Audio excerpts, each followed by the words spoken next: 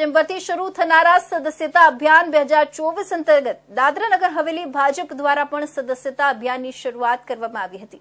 કાર્યક્રમમાં દાદરા નગર હવેલી સાંસદ કલાબેન ડેલકરે ભાજપની સદસ્યતા લીધી હતી અને વધુમાં વધુ લોકોને ભાજપના સભ્ય બનાવવા આહવાન કર્યું હતું। ભાજપનું સદસ્યતા અભિયાન શરૂ થઈ રહ્યું છે ત્યારે ભાજપના હોદ્દેદારોને ડર છે કે આ અભિયાન દરમિયાન લોકો વચ્ચે કઈ રીતે જવું અને તેમને ભાજપમાં જોડાવા માટે મનાવવા। સ્થાનિક સ્વરાજની ચૂંટણી પણ નજીક છે ત્યારે ભાજપના નેતાઓ સદસ્યતા અભિયાનના નામે લોકોને ભાજપ સાથે જોડાવવા અને સરકાર તેમની સાથે છે તેવું આશ્વાસન આપવામાં લાગ્યા છે।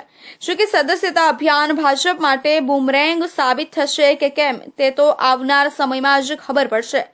ભાજપ દ્વારા સમગ્ર દેશમાં સદસ્યતા અભિયાન ચલાવવામાં આવી રહ્યું છે ત્યારે દાનહ ભાજપ દ્વારા પણ સદસ્યતા અભિયાનની શરૂઆત કરવામાં આવી હતી। जैसे कि आप सब जानते हैं, आज भारतीय जनता पार्टी के सदस्यता अभियान की शुरुआत हुई है, जिसमें हमारे प्रधानमंत्री श्री नरेंद्र मोदी जी सबसे पहले सदस्य बने हैं और हम सब यहाँ पे एक टारगेट हमारा है कि इस बार दादरा नगर हवेली से 80,000 लोग भारतीय जनता पार्टी के सदस्य बने।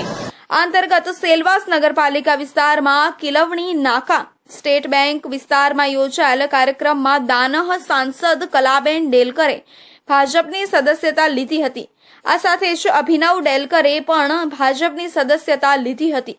આ કાર્યક્રમમાં સેલવાસ નગરપાલિકા પ્રમુખ રજની શેટ્ટી, અજયભાઈ દેસાઈ અને બીજા ભાજપના કાર્યકર્તાઓ હાજર રહ્યા હતા।